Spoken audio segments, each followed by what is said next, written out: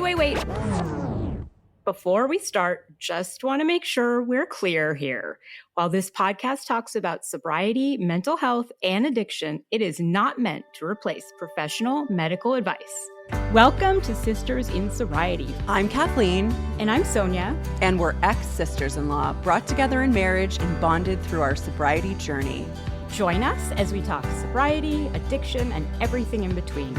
You're in for quite a ride. And our Substack is buzzing with amazing content, from creative mocktail recipes to insightful courses and reflective exercises. There is something for everyone. Don't miss out. It's a great way to add some extra joy and depth to your journey. Check it out. Welcome to Sisters in Sobriety. Today, our guest is Dr. Shawna Darou, a naturopathic doctor, functional medicine practitioner, and host of the podcast Unstoppable at Any Age. With more than 20 years in clinical practice, she brings a really grounded, practical lens to women's health in midlife. Dr. Darou challenges the idea that what we're feeling is just aging or something we have to accept. Instead, she helps us understand what's really going on with insulin, blood sugar, muscle, stress, and what it actually takes to feel strong and stable again. Welcome, Shawna. So happy to have you here. Thanks so much for having me. I'm always happy to talk about metabolic health and perimenopause, midlife, all of those things. Yes, us too. We like to talk about it a lot. Yeah. And there's so many different opinions about it. And so you've been in clinical practice for more than 20 years. What first drew you to women's health, and how has your focus evolved over time? That's a great question. So yeah, I've been practicing for 22 years now, and this is a second career. I used to be an engineer first. So it took me a little while to find my way, but it ended up being a great thing to be graduating in my early 30s because I had enough life experience to kind of dive right in. So my practice has always been women's health, partly interest and honestly partly safety. My first clinic was in an alleyway in Queen West area, and it felt a lot better to promote to women at that time. So my passion kind of grew. I started with a ton of work with fertility. That was what I was most known for in the first, probably 5 to 10 years of practice. And then as I've gotten older, my practice has too. So I'm usually just a few years ahead of the majority of my patients. And, now that I'm post-menopause, I feel very comfortable and confident working with perimenopause and that enormous hormone and life transition that entails. So that's more what I'm known for right now. And the interest in metabolic health has always been there. I think I've talked about insulin resistance for 20 years, but I didn't realize how big it was as our hormones start to shift in perimenopause. So I always say that menopause is a metabolic transition because this part of it is as big as the estrogen changes. So it kind of flows into my next question, actually. Like, your earlier work focused more on the hormones, although it still does now, but now you speak a lot about metabolic health, movement, longevity. What shifted for you clinically? Was it like your own personal evolution? Was it what you were seeing in your clients? So I've always been working with blood sugar issues. Like, this is something that I think I picked up on maybe ahead of the curve in terms of talking about insulin resistance. And the way that would show up in terms of patients would usually be resistant weight loss, like difficulty losing weight, or the body's not responding like it used to. And this is generally a lifestyle condition. If you're eating too many carbohydrates and sugar and not moving enough, then it's going to catch up to you. And for most people, it's just a matter of when. Some people genetically can tolerate that for many more years than others. Women with PCOS or polycystic ovarian syndrome, that sensitivity kicks in as a teenager usually. So in those cases, we have to have those discussions like long before hormones start to shift in perimenopause. So I think just because I've always had a downtown practice and our lifestyle tends to be sedentary, it's been something that's been on my radar for a long time. And then during the pandemic, it just exploded. Like, the combination of being more sedentary, being really stressed, eating more comfort food, and drinking more alcohol really turned turned on metabolic dysfunction for thousands and thousands of people. And you often talk about how women who stay strong and independent are the ones who keep moving. Is that when the pattern became clear to you during the pandemic? I mean, the pandemic was a perfect storm of like everything going wrong at the same time. So, we put sleep and stress in with change in dietary habits and being, inactive. So I don't think the movement piece really, got into me, honestly, until I got more focused on movement myself, and seeing how much of an impact it has on blood sugar regulation, and then learning about movement as probably the biggest longevity lever that we have. It surpasses all of the supplements that you could name. It surpasses dietary changes, and it's something that we have access to. So there are studies that show both directions, both your cardiorespiratory fitness being a really accurate longevity marker. So the more fit you are, basically, in terms of like running, cycling, walking up hills, that type of thing, the slower your body ages. And also the more muscle you have, the stronger you will be as you age as well. But there are also brain implications with both of those as well. Because of my own family history and what I'm seeing in my family, I'm really passionate and focused in on dementia and Alzheimer's prevention and brain health. And, being fit and having muscle are two of the biggest things that you can do to reduce your risk of that, or at least push it down the road. You're also a competitive athlete. So how has your experience shaped the way that you think about women's health in midlife when it comes to movement? Yeah, so that's an interesting story because I didn't really think of myself as an athlete until 49. And I think I've always been active and relatively fit. Like I have a body that needs to move. But what that looked like in my 30s was walking to work and doing an occasional exercise class. In my 40s, I added yoga in, but it was still walking to work and an occasional run. And then in my late 40s, I guess during the pandemic, I started running, maybe a little bit before that, but it's become something that I'm very attached to right now as part of my identity. And it's, created a lot of, opportunity for community and, has made a huge shift in confidence within my body as well. So I consider myself a competitive athlete right now because I enjoy it. It doesn't have to be a competitive activity for anybody. That just lights me up. I didn't realize how competitive I was until I started racing at 50.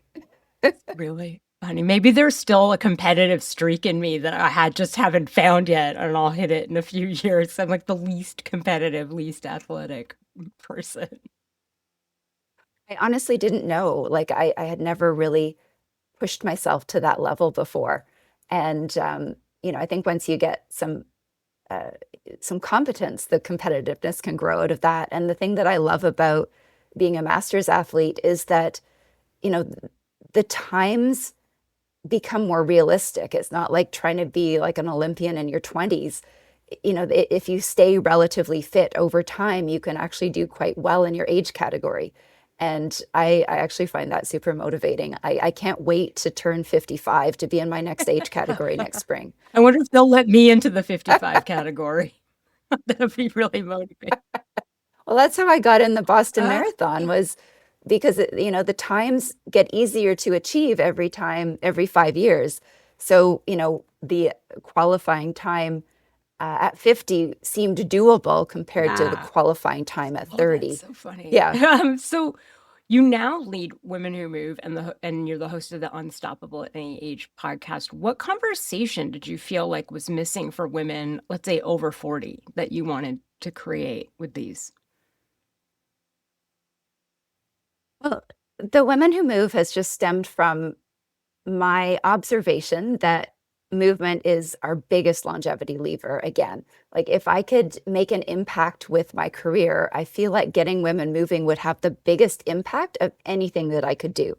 So I'm not a personal trainer or a coach. I defer to other, experts in terms of the how-to part.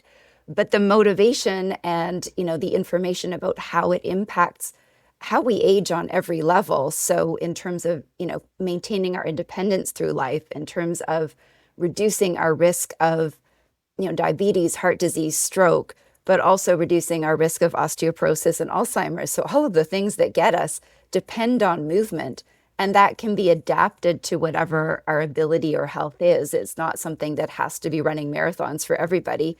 If that lights me up, it doesn't have to light you up. So that's where that came from. I'm, I guess, at the age and stage of my career where impact means a lot to me. And the podcast is something I've been thinking and dreaming up for a couple of years. The way that my brain works is that when I get inspired by somebody else, it just plants a seed of possibility. So every time I take on a challenge, I look to see who's done it before me and done it better. And to the same degree, if I hire a coach for the sports that I do, I really love working with someone who's older than me and faster than me, right? Like, then I'll just listen to whatever they say. And also, I will trust that they understand that an older body can't train at the same capacity as a 30-year-old, that, down weeks and rest periods and recovery and all of that are just as important as the training itself. And I know that they'll take my crazy dreams seriously. Yes, I love that. Yeah, that's amazing. So that's what the podcast is for, is just like telling stories about women who are doing things that you may not believe are possible. So, I've interviewed a few women in their 70s who are still racing, like internationally, but also, women who are redefining what their life looks like, or taking on a new career, or, whose lives have fallen apart by accident and had to reinvent themselves. So again, it's just planting seeds of possibility that our life isn't over, and that, you still can take on a big dream at That's any me. I age. became a therapist at 43. I went back and did my master's and Exactly. when I was 41. I need to interview you too. I mean, born out of huge life change that that's why I did it. It's true.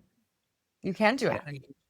So again, the more of these stories that we hear, the more it gives us permission, Yeah. basically, to do something that, maybe is not the common or the norm of just following a career path through life. And I feel like movement is the same thing. Like, the more we see that we're capable of, because, the studies show that we don't actually, fitness wise, age until our 70s. Like, our potential and possibility is still there. And for me, that's just incredible. Like, there are so many examples of, competitive masters runners who didn't get back into sport until late 40s or even late 60s that, are doing extremely well. And for me, I think it's a competitive advantage because I don't have any old injuries from Right. overtraining in my 20s or 30s. It's like starting with a fresh body. When people hear metabolic health, they may think it means weight.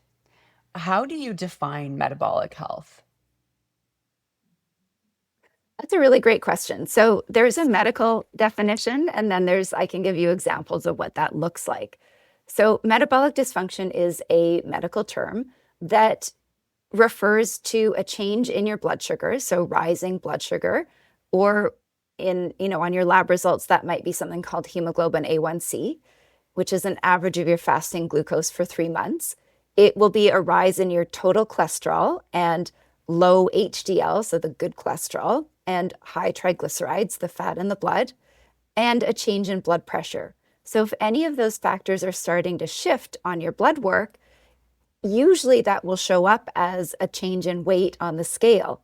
But sometimes the blood work changes before we see much movement in body composition.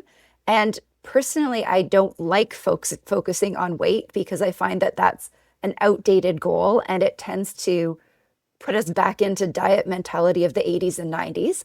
So I like focusing on things like muscle mass and, again, the blood work, like getting our levels and our cholesterol panel and our blood sugar into optimal ranges. Because the reason that metabolic dysfunction is so important is that I've seen that this is central to the onset of a lot of the diseases that we associate with aging. So obviously diabetes, and then heart disease and stroke, but also it changes our risk in terms of Alzheimer's and osteoporosis even. So if we can work on optimizing our metabolic function, especially in midlife and 40s and 50s, it's going to change the trajectory of how we age. Mm-hmm. So, what are some early signs of metabolic dysfunction that we tend to overlook? In a lot of cases, there will be a change in body weight, but especially gaining weight around the middle, especially if that's not been your pattern before. So if, through your 40s, you're noticing that you're starting to put on some belly weight that you didn't have, that often is a sign of metabolic dysfunction beginning. Another one that's really common is sleep disruption, because our bodies require stable blood sugar through the night, and that starts to get out of balance early with metabolic dysfunction. And then another one that is common is brain fog as well. So brain fog, there's a lot of other causes as well, but that fits in the constellation. So unexplained weight gain, getting tired after meals, being more hungry and having a lot of food noise, so thinking about eating a lot, fatigue, especially in the afternoon, sleep disruption, more cravings. It can affect your menstrual cycle, but that would be more in the cases if you have a susceptibility to polycystic ovarian syndrome. Mood swings, difficulty concentrating. And I know this is like a really broad description of symptoms, and they're very, very common, but I think of pattern recognition. So if I see more than a few of these in one person, that's the first place that my brain goes, is what's going on with the person's blood sugar. So where does insulin resistance fit in? So what insulin resistance is an overproduction of insulin in response to the carbohydrates that you're eating. Insulin is a storage hormone. We need it. If you're type 1 diabetic, you don't have it, and it's life-threatening. But for those of us who are not type 1 diabetic, we should produce a proportionate amount of insulin to the carbohydrates that we have to utilize them properly. If you've been overdoing carbohydrates for too many years, meaning, breads and pastas and sugars and sweets, without enough exercise and not enough protein, then your insulin level is going to start to climb. And insulin resistance means there's too much insulin, which puts your body into a state of storage of body fat constantly until we reverse it. It creates a lot of food noise, meaning thinking about eating, wondering what's happening for your next meal, feeling very anxious if you don't know where your food's coming from. And it does create a lot of cravings, meaning you're likely to eat more than your body needs physiologically because your body's in the state of feeling like it needs more because you're going to starve. Insulin brings down your glucose too rapidly. So when it drops, your drive is to eat more. So the constant needing to snack through the day is often a sign of insulin resistance as well. I'm assuming if we have poor metabolic health, we can reverse this? Okay. 100%. Yes. Yes. So this is all reversible. There are cases where it gets really extreme, where fasting insulin is very, very high and somebody is, very obese, where medications are probably necessary. But for most people where the dysfunction is mild to moderate, this is a lifestyle condition, and it can be reversed with changes in how you eat and adding more movement in.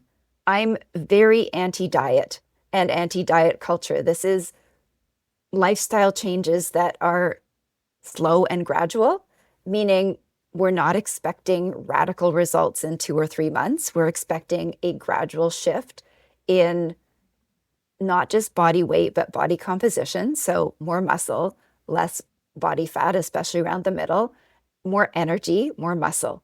And this strategy is likely to have a long-term positive impact on health rather than trying to do it radically.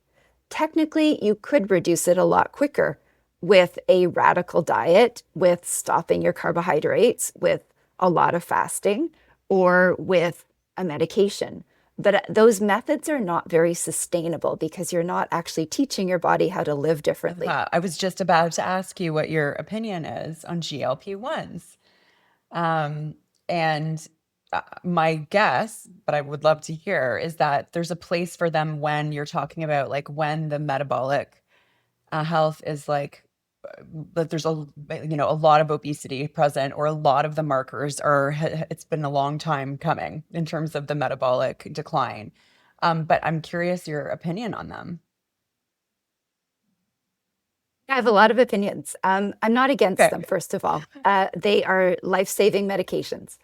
And again, in cases where things are extreme, the lifestyle changes are not fast enough to reverse it, to save someone's life. And also, sometimes the body really does get stuck when it's that out of balance. That's not the majority of people, though. Um, there are obviously benefits of GLP-1s in terms of helping the body to get a more stable glucose response over a period of time, but there are risks associated with it as well. And I don't feel that people are using them in the best possible way, or don't have the right education to use them if they're choosing to go that route. Number one, to use it for a short amount of time to come off of it and maintain the gains that they've had, but also to not create more problems along the way. My biggest concern is that with the drop in appetite, it does, number one, slow down your metabolism, which is hard to regain again. And number two, you will lose muscle unless you're being very, very careful to keep it on your body and build it. And it's harder to eat enough protein when you're on a GLP-1 with a reduced appetite to be able to do that. I'm most afraid of women going on them during perimenopause and menopause, especially when estrogen starts to drop, because we are at major risk of drop of bone density during that time. And it's a perfect storm. If you lose muscle, you're not eating enough, and you're going through menopause all at one time, you're putting yourself at very high risk of osteoporosis, which is, to me, a scarier risk than being a little bit overweight during that time period. Okay. So women literally lose 20% of their bone density in the first 5 years post-menopause if we don't do something about it. And that can get accelerated if you're not eating enough, not getting your movement in, or losing muscle mass during that same period. That makes sense. That makes sense. And it brings me to the next question. Like, I think a lot of women in their 40s feel like their body is not responding anymore to the same habits, which may prompt them actually to use GLP-1s. Why do so many women feel like their bodies suddenly stop responding to the same habits they were doing before? Yeah, we have to be more fine-tuned with our habits in this phase. So, like I said at the beginning, menopause is a metabolic transition as well as an estrogen change. As estrogen starts to fluctuate, our bodies become a lot more sensitive to these blood sugar swings. And if we don't have the right habits in place, then metabolic dysfunction kicks in very, very easily in this time period. This is the main reason that women gain weight. And, if you sort of go back to the symptoms I described for metabolic dysfunction, they're all of what we say for perimenopause. So weight gain, brain fog, sleep disruption, mood swings, energy swings, all of those things are, in my opinion, a sign that your metabolic function needs some support. And this blood sugar sensitivity that happens at that time, you don't even need to be overweight or insulin resistant to feel it. So I learned this myself around 48 when I put on a glucose meter, so a continuous glucose meter, which I use a lot in my practice, just to learn how to use it more. I wasn't expecting to learn anything because that was at the start of being quite athletic. I was not overweight, but I had a lot of perimenopause symptoms. I wasn't sleeping. I was craving carbs all the time. I was more anxious. I had a lot of night sweats. And what I found was that my blood sugar was up and down like a yo-yo. And again, because my weight wasn't my issue, I didn't think it was blood sugar.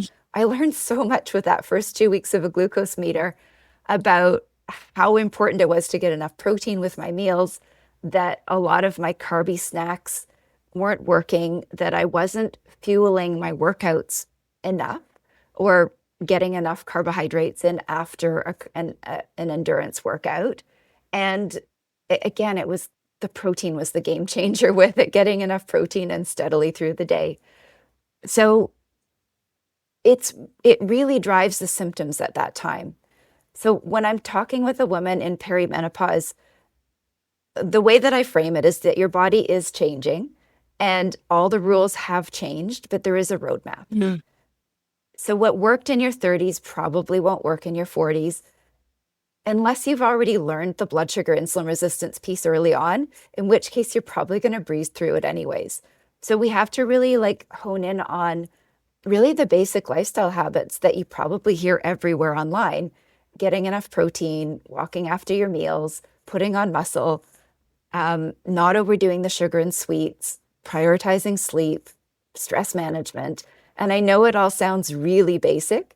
In fact, my son makes fun of me. He thinks my work is so simple. He says, "How many women today did you tell to eat more protein and go for a walk?" And the answer is always lots. And there's more to it than that. But like the basics make a huge difference. It's really funny. That's actually my goal today, is to eat more protein and go for a walk. Right? Yeah. It's mine too. So just a quick question about the glucose meter is, let's say someone like me, random, throws a glucose meter on. Do I just like throw the results into ChatGPT and ask like what to do? Or is there some risk to just kind of, putting a glucose meter on? And also, like, for example, like I'm in the States and you could throw a rock and get a GLP-1 like in 2 days, like mailed to your house. And so there is a lot of like Google medical school type thing going on here. And so, but how can we use glucose meters responsibly and get good information from them if we're a lay person, or can we? Yes, you can buy one. In Canada, you can buy them over the counter at a pharmacy. In the US, you can order consumer versions for non-diabetics online. So they're not difficult to get. Interpreting the data, though, I would say is a bit more nuanced. So it depends on, ChatGPT, when I use it, because I talk a lot about this stuff, is actually quite accurate. But I don't know if you're throwing in your data, if it would be, because I think I've trained mine for my paradigm. So there are a few cautions with it. One of the biggest cautions is that a lot of women putting on a continuous glucose meter. So let me just describe what it is first. It's a device that you wear on the back of your arm, usually for 2 weeks, that measures your blood sugar continuously all day and all night. So it's an incredible tool for seeing how your food is affecting you and whether any of the symptoms that you're experiencing in terms of energy swings, mood swings, sleep disruption might be related to your blood sugar.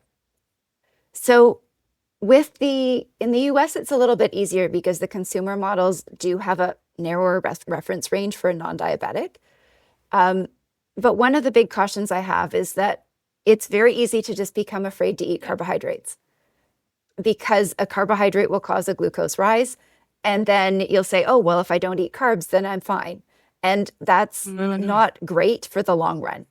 It might feel great initially, but women need carbohydrates, and I would much rather you exercise more and eat carbohydrates than to cut them out and be sedentary. Over time, especially if you still have a period, it will cause some hormone disruption. And this is something that I see a lot because women often are restricting too much, either too low carb, too low calorie, or doing too much fasting. And that causes something called metabolic stress, where you slow down your metabolism. The side effect that bring people to me is usually the hair loss and the fatigue. So if you slow down your metabolism too much, you end up slowing down your thyroid hormone conversion, and there are some predictable signs of that. It doesn't happen right away. Right away, you feel great because you're not having these blood sugar swings, but over time, that's not a sustainable practice. So that's one caution that I have. Because ultimately what you want to learn with a glucose meter is, what is the portion size of carbohydrate you tolerate well? Which ones does your body do best with? And what time of day is it better to have them? But we don't want to drop our carbohydrates too low for too long, because that, again, is going to cause some consequences. The second caution with it is again, I do think you need some help in interpreting the data. So I do teach this in my courses. I'm actually sort of transforming my metabolic mastery program to be in 3 parts. So there will be a separate CGM module on its own. which is basically walking you through how to use one responsibly, and what to look for so that you're getting some usable information. Because for me, it's just as important that you record the meals and snacks that are great for your blood sugar as it is to notice the ones that are not good. You want to develop a long repertory of glucose-friendly meals. Right? So, when I use my glucose-friendly meals are like top of mind all the time. So, you know, turkey burgers with quinoa and a salad, perfect meal. Chickpea pasta with a meat sauce and a side salad, perfect meal. Um, I'm actually quite good with white rice as long as I don't overdo the portion size and have enough protein and veggies. Some people aren't. And I know the portion size of carbohydrate with a meal, depending on the time of day and how sedentary I am. On a day that I sit all day long and I'm at my screen like this for hours and hours, I can't tolerate much carbohydrate at lunchtime unless I go for a walk. It causes a blood sugar rise and then a dip, and then that 3 o'clock exhaustion hits where the brain fog comes on.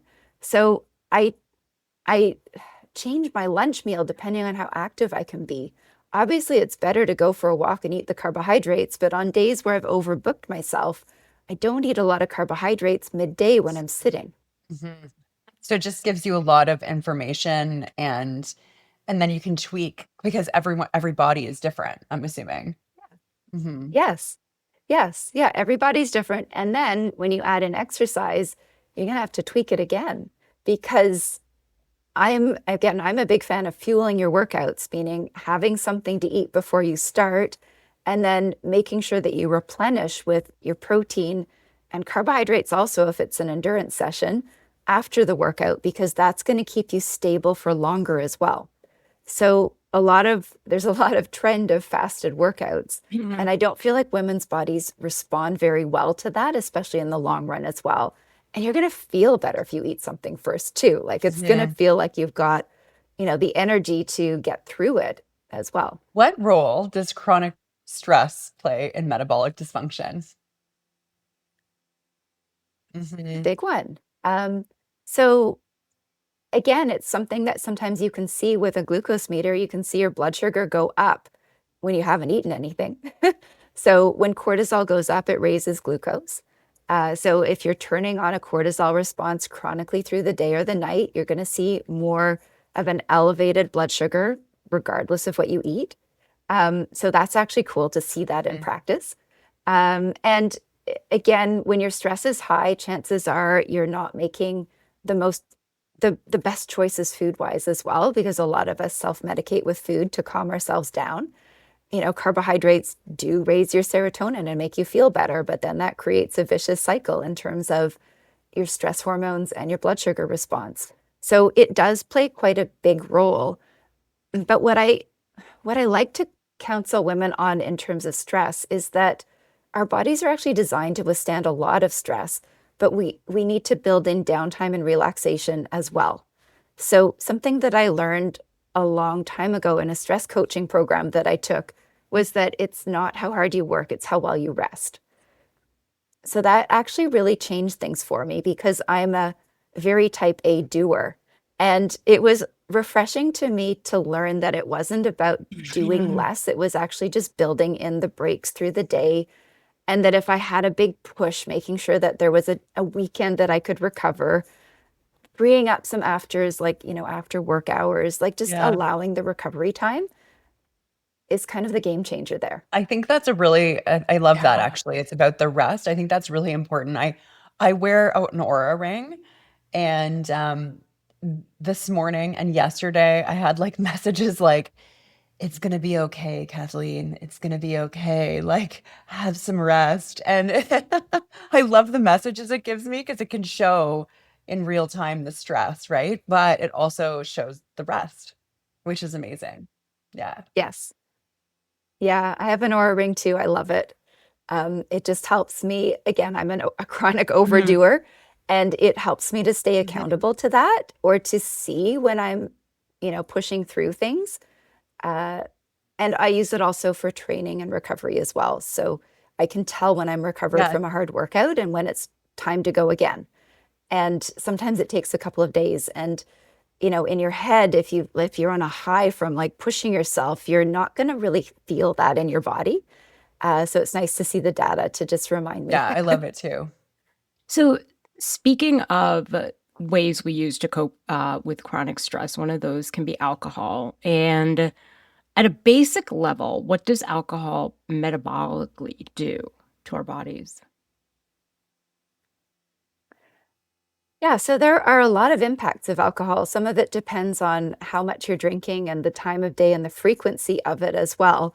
But the simple way to explain it is that when you drink, your liver prioritizes the metabolism of alcohol first before it makes glucose to keep your blood sugar stable and also before it burns fat. So you're interfering with biological processes every time you put alcohol in first because it's going to prioritize that processing in advance of everything else. So that's the main reason that there's sleep disruption after drinking, is that your body first prioritizes that alcohol metabolism, and the more you have, the longer it takes. And then what happens is you actually get a blood sugar drop. It's not that it spikes you, it's that it causes a drop because it interferes with your body's processing of glucose to keep your blood sugar stable in the night. And then that's going to create a roller coaster the next day where you're chasing it, where you're going to be craving a lot more carbohydrates and sugar to just like get yourself leveled out again and feeling more anxious because of it as well. Again, the second phase is that it blocks your fat oxidation. So when you're drinking, you're not burning fat. It's just bypassing it. It's not a priority at that point. And so that can cause a body that's less responsive. The time that we burn fat is in the night. That's our longest fat burning window. And if you're interfering with that with alcohol, you could be doing everything else perfectly through the day. You might be getting your protein, you might be exercising, but you're not getting that window of fat burning in the night that you're aiming for. Again, not everybody struggles with weight while they're drinking, but they are probably impacting their sleep quality and anxiety and food cravings and food choices. Yeah, when I was drinking, I knew sort of the calories that I was drinking, and so I wasn't like overweight when I was drinking because I had such poor nutrition. I was taking in Right. such little amounts of actual nutrition and food. And so and I do think that this happened to me, but does alcohol become more disruptive in midlife? Is it more noticeable? And so there was sort of an age I hit where it was like it just felt like even though I wasn't consuming more necessarily, it just started to feel like worse and like more of a problem. There's a lot of reasons actually why it hits harder in midlife. And one of them is that your metabolic health is changing already, right? So if we think of perimenopause and menopause as a metabolic transition, that system's already stressed. And then you throw alcohol into an already stressed system, you're going to feel it more, like the sleep disruption, the anxiety, the blood sugar dips in the night, and the inability to burn fat. Like they're gonna hit harder because they're already an issue with the estrogen change. The other is that when estrogen declines, the liver actually struggles a little bit. I find that women have trouble processing a higher fat diet at that time as well. There's more tendency for even a non-alcoholic fatty liver to happen at that window too, when estrogen declines. And I have, several patients where I've had to, reduce the fat intake of their diet because their liver was stressed by it. So again, the liver becomes a bit more vulnerable in that time as well. So the alcohol is going to feel more like a toxin as it is at that time than compared to how you processed it before. For women in recovery, Shawna, how should we think about sugar cravings from a metabolic perspective? A really good question. So I know it's extremely common in recovery to crave a lot of sugar, especially in like the early months. And we have to kind of look at this from like a hierarchy. I think at first, if you need sugar to get through an alcohol craving, you just go for it. It's better choice. And I don't actually think putting a lot of rules around that is a good idea because it's going to drive you right back to the alcohol again. So I think in early recovery, I wouldn't put too much focus on it. Is it good for you? Are you going to gain a bit of weight? Probably. And there has to be an end point in terms of letting that run free.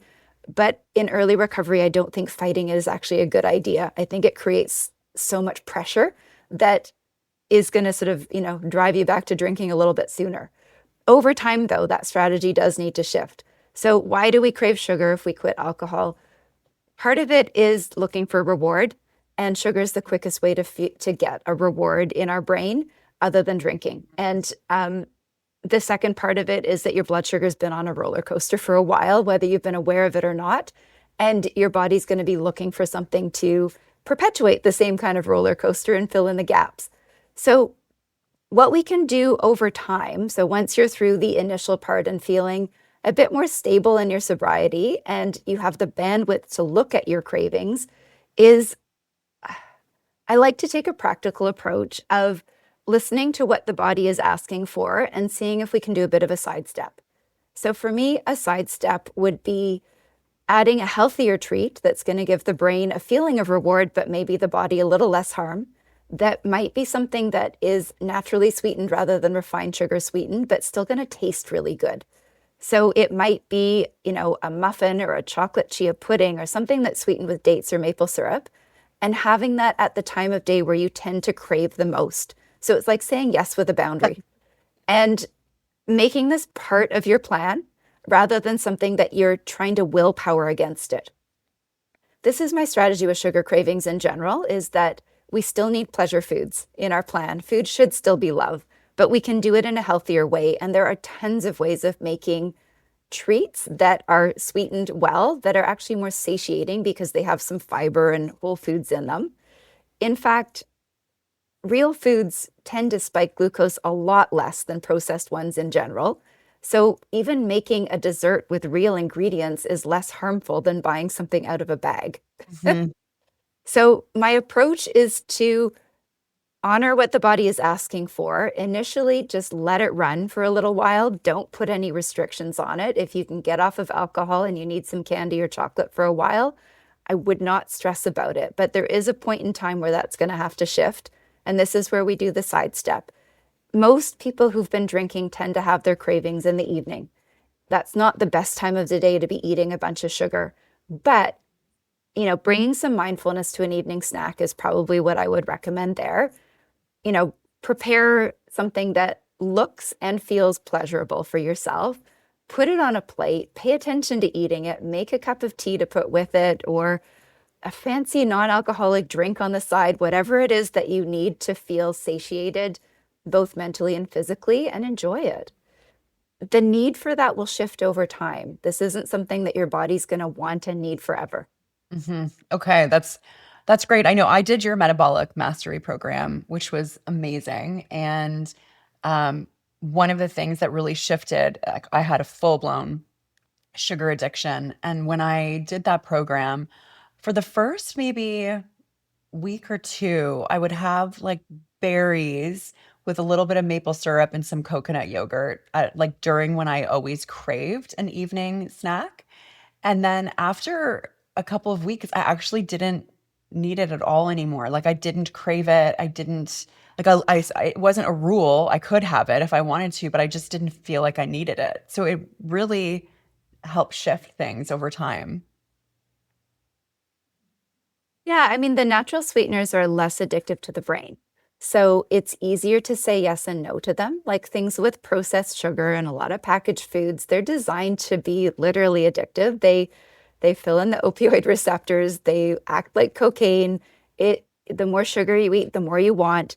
So again, that sidestep of giving yourself something pleasurable that is sweetened differently is a lot easier to actually make a decision in the moment.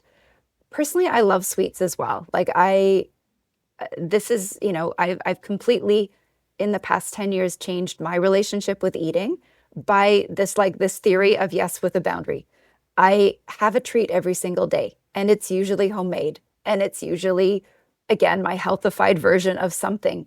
But because it's just part of my plan, once in a while, if I want the real sugar or the real dessert or the carrot cake from the restaurant, it doesn't throw me off anymore because I still get a treat tomorrow. It's not like that waiting binge and then you're not allowed to have it afterwards. Love that. And so with the sugar, how do you feel about, for example, I did this period where I was eating like chocolate that was sweetened with like stevia. So do you think it's better to have something that's like sweetened with dates or maple syrup? How do you feel about that? Honestly, it depends how much. So I feel like if so like a chocolate with stevia is going to have a minimal blood sugar response, which is a good thing, but it still tastes very, very sweet. And sometimes that taste feeling of sweet can still create cravings for more sweet. So it really depends on how your body processes it. If it's like a serving a day and it satisfies you, great. But I find that a lot of people get into a lot of healthy treats sweetened with artificial sweeteners and have them multiple times in the day. And that tends not to fare very well in terms of weight and metabolic health in the long run, because that constant sweet taste tends to create more cravings and more cravings. So I don't love it when it becomes excessive like that. And it's very easy to have stevia sweetened things multiple times a day, like the stevia pop, the stevia chocolate. It's in your protein powder. You're making a mug dessert or something that's stevia sweetened. And again, once in a day, no big deal. Stevia is pretty great, but multiple times is still kind of fooling your body. So it's mixed.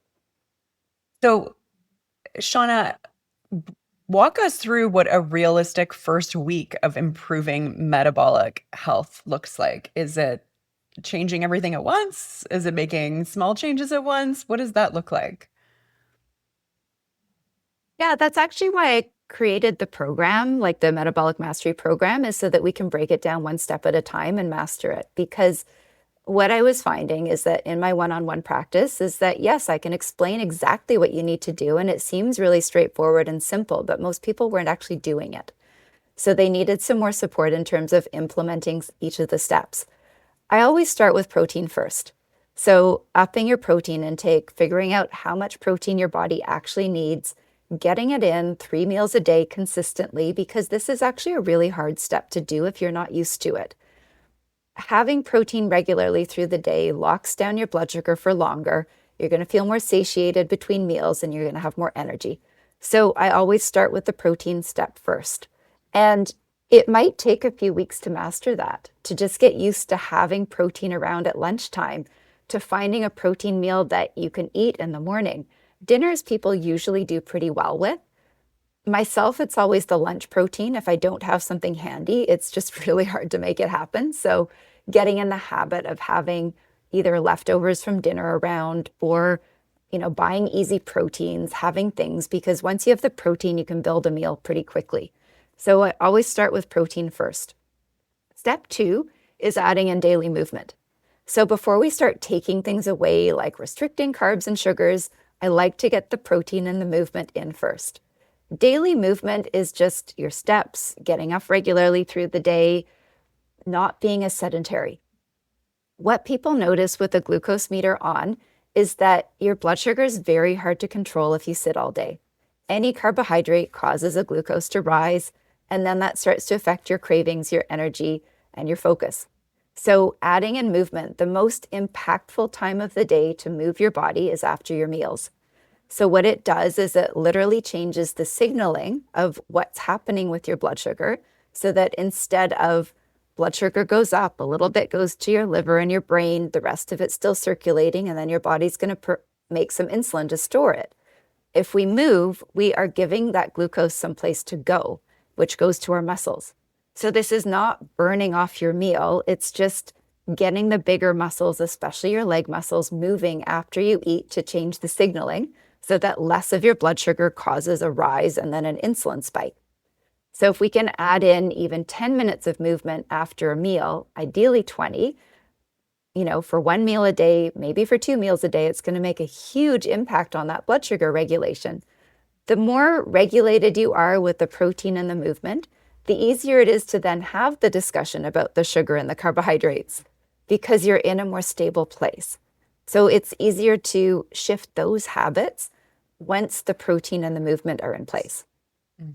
It's really interesting. I went for a walk after lunch yesterday just because the weather was really nice. And it's like one of the first times I've done it, and it felt really good after. I had a lot of energy. That is, Yeah.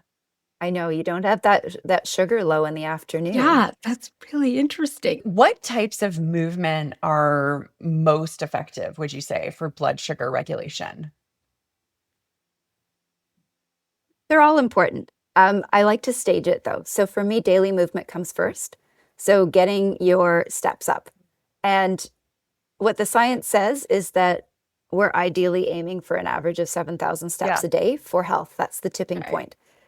If you're not even close to that, start low. Like, just do an extra 10-minute walk, get yourself moving for 20 minutes a day. Build up to that gradually. So the daily movement, being less sedentary, is number one. After that, step two is put on muscle. The more muscle you have, the more metabolically healthy your body is. So they call muscle your metabolic sink, meaning it gives your glucose someplace to go. And again, muscle is the organ of longevity. You're going to maintain your independence for longer the more muscle you have. So putting on muscle comes next. Again, where you start is going to depend where you're at. If you've never touched a weight in your life, you're going to start with this gradually. Maybe join an exercise class or start with Pilates with light weights in the beginning to just get your posture and your movement in check. Over time, the studies show that lifting heavy has the biggest impact. Not everyone can do that. Not everyone's joints are able to do that. There are lots of ways of putting on muscle, but that's step two. And then step three is your cardiorespiratory fitness, which is, anything that raises your heart rate is going to have a profound effect on your metabolic health in terms of your blood sugar regulation, your ability to tolerate more carbohydrates, and very dramatically your longevity. It's, your VO2 max, which is a measurement of your cardiorespiratory health, is something that goes down with age. And we have a lot of control over that. So the reason it's important to build it, especially in midlife, so like late 40s, early 50s, is that the higher you get it there at that point, it's going to delay the age at which you're going to need support and assistance as you get older. So let's say it drops, I forget the numbers, maybe 10 points a decade. If you're at, a 40 in your 50s and it drops to a 30 and a 20 and a 10, the age where you're going to need assistance is when your VO2 max goes to around a 16. So we want to keep it higher for longer so that we don't hit that age where we lose our independence. I love that framing of it because, it will go down with age. Even the fittest person in the world is going to have less cardiorespiratory fitness in their 70s. But if we can keep it higher than average, we're maintaining our independence. And I don't know about you, but watching, my parents' age and, trying to shift my own perspective with that has been a huge motivator. Yeah, my grandmother, she passed away when she was 96, but I asked her in the final few years of her life if she could have done anything differently in as she aged, what it would have been, and she told me exercise. Because Wow. she just wasn't as mobile. She just wasn't really able to live the kind of life that she wanted to live, and she wasn't able to just even enjoy the things she wanted to enjoy, and she said she never ever prioritized exercise, I will say that. So, but she said that's what she would have done differently. Cool. I mean, it wasn't a thing then. no. Women didn't exercise. That's like part of my mission with Women Who Move is that we need to change that framing. Like we can stay very fit in our 70s even. And, my son asked me that the other day. So it's like, why doesn't grandma exercise? I'm like, it just wasn't a Yeah, thing. and the thing. Yeah. So, and there's really like, again, you should get a health clearance before you start if you're over 50, but there really aren't a lot of reasons why you can't. And we can adapt any kind of movement depending on ability. Well, Sonia is the queen of doing laying down exercises. She does love a good workout on the floor. I love Pilates. I do an upper body strength workout that's all lying down that I like try to get in at least once a week when I'm feeling lazy. Like I'll know I'm like, where's that? I'll like look for it. Like I'll be like, where's the laying down one?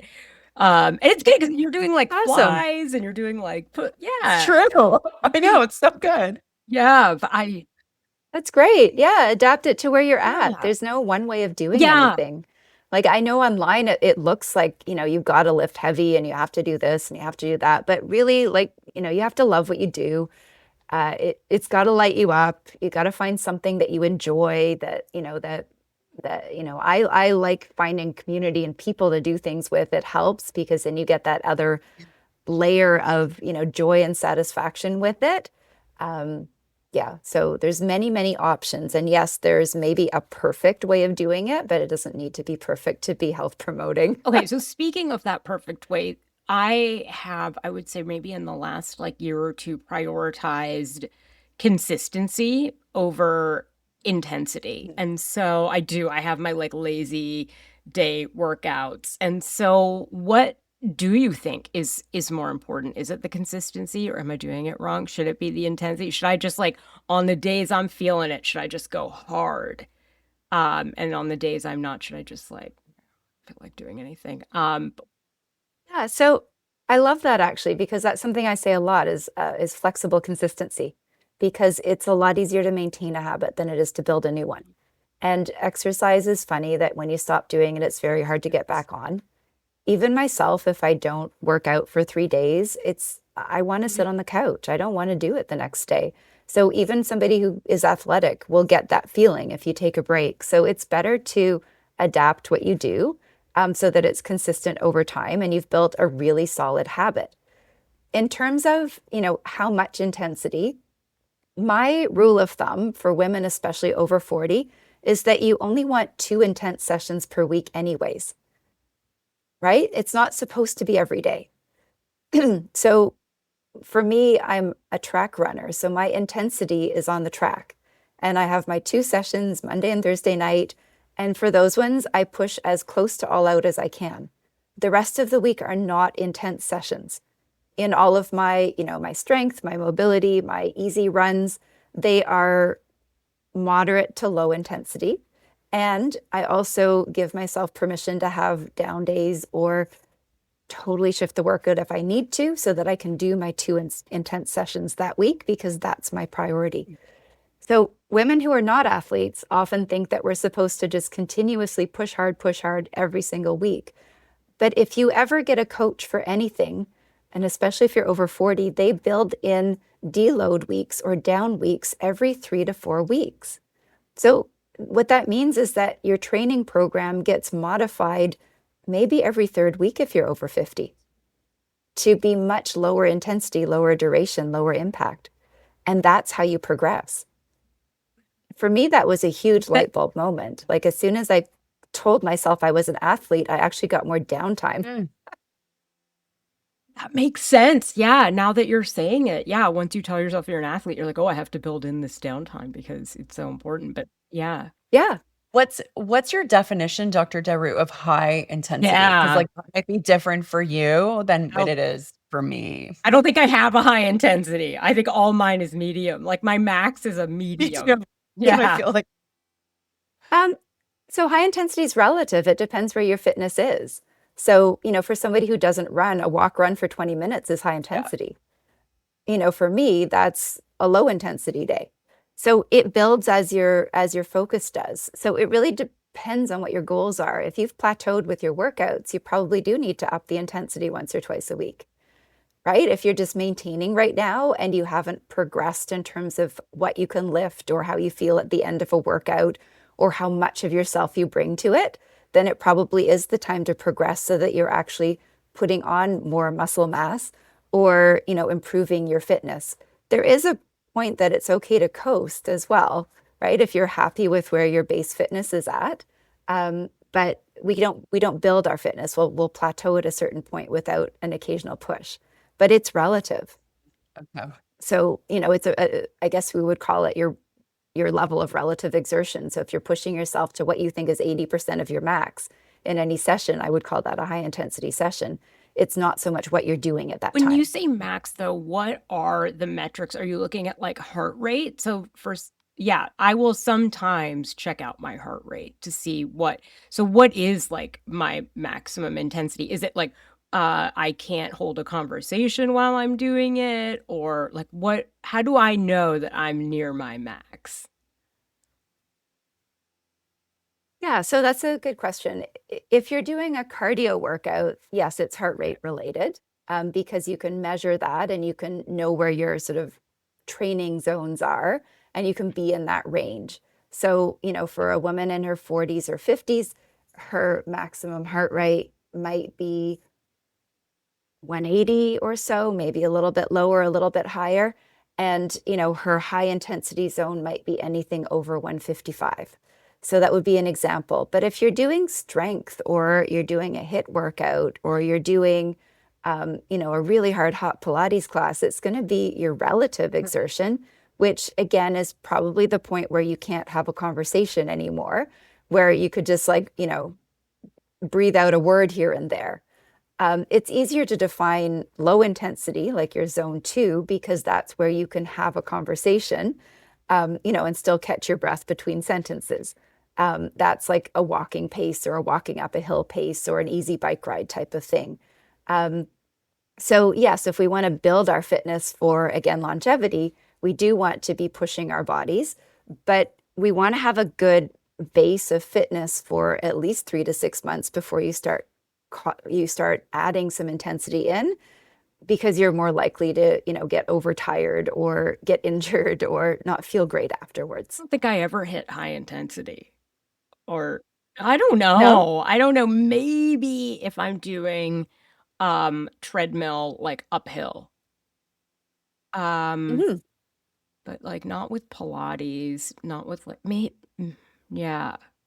Yeah. I guess there's also the concept. So I have a friend who works out a lot, and she always talks about like working out like with weights to failure, and like what the definition of failure, like working to failure is. And so she says that so she'll do like 10 to 12 reps, and like by the end she's hitting failure, and that's like how she knows she's at the weight that she wants to be at. So I don't know. I don't know if I ever hit it, but maybe I should try harder. Uh, I mean, let's sort of put it back down though. Like the most important thing is regular movement. And yes, if we want to optimize things in terms of, putting on more lean muscle and being the most fit we can, we're going to have to go to failure. You're going to have to get into those high zone workouts. But you can be in very good health and never reach that point and stay moderate forever and ever. It kind of depends what your goals are. I like testing and assessment because we can get a bit of a reality check on, are you doing enough? So 2 tests that I will often recommend for people, one of them is a DEXA scan to look at your muscle mass, basically. A DEXA scan is a low intensity X-ray that looks at all of body composition. So you can see bone density, muscle mass, body fat, visceral fat, that type of thing. I could care less about body fat. I do care about visceral fat, the fat around the organs, and I care a lot about muscle and bone density. So we can get a gauge of how you are compared to an average woman of your age, and is there maybe a need to put on more muscle because you're at risk of, being under muscled, and that puts your bone density at risk. It's a very easy thing to track over time. I like to do these every year or two, partly as a motivator to stay fit because I like good results, but also because at my age, I'm at high risk of losing muscle and bone density, and I don't want that to happen. I don't want it to happen without me noticing that there's been a shift. The second is you can measure your cardiorespiratory fitness with a VO2 max test, which is offered at a lot of gyms or physio studios, which is a test where you're on either an exercise bike or a treadmill, your choice, depending on what you think you'd do better at. And they put a mask on that you're breathing out of. So it's measuring your oxygen capacity while you do a cardio workout. And we can see where you line up there. So maybe your fitness is actually quite good with hill walking on a treadmill, and you actually don't need to do more. Maybe you're already at a great level with where you're at, or maybe you're actually not, and you should be pushing harder. And I find that that's not exactly predictable. I've had patients who only walk, who have pretty great fitness, and yes, they could do better, but they're already at a good level. Do they need to do more at this phase in their life? It's optional. And then I have others who've been surprisingly low and it's having a huge impact on their energy levels. And in those cases, we do build a targeted fitness plan to improve it. hmm So it's really kind of, again, individual, like finding out where you're at, and yeah, Yeah. yeah. Well, we have. But starting with daily movement is Mhm. key. Like, if you do nothing else, like moving your body on a regular basis is like, that's 80% of it. And the rest is like a 20% bonus. Okay, that's good to remember. That is good to remember. Just moving your body on a daily basis is 80% of it. Yeah. One final question, Dr. Darou, and then we will wrap up. But what is the one message you would like women in midlife to hear about their bodies and what is possible? Oh, this is a juicy question. Okay, so number one, you're not going crazy. Your body is Mhm. changing. So that's my number one message. Yes, the rules all changed, but there is a roadmap. It's not all about estrogen. It's a big piece of it, but it's not all of it. And there is a strategy to get through. Your metabolic health is like the key that unlocks it. So getting your blood sugar in check is the key to thriving through perimenopause and menopause, and getting your body moving. There is no reason that we can't stay fit. We can't challenge ourselves. We can't break records even at any age. And if you can find something that lights you up with joy to move your body, whatever that is, that's the direction to go. That's great. Thank you. I think that's a beautiful way to end. Well, thank you so much for joining us. I've learned I always learn so much from you. So God. thank you so much. Thanks so much for having me. I always love talking about this stuff. I'm sorry if I jumped around a lot, Oh. but there's so many things I wanted to say. No, not at all. And thank you all for joining us for Sisters in Sobriety, and we will see you next week. This was Sisters in Sobriety. Thank you for listening and being with us today. If you want to learn more about sobriety and meet your community, find us at sistersinsobriety.substack.com. Are you a sister in sobriety? Then reach out on social media. We'd love to hear from you. If you're feeling generous, leave us 5 stars and a review and follow us wherever you listen. You'll never miss an episode. Until next time.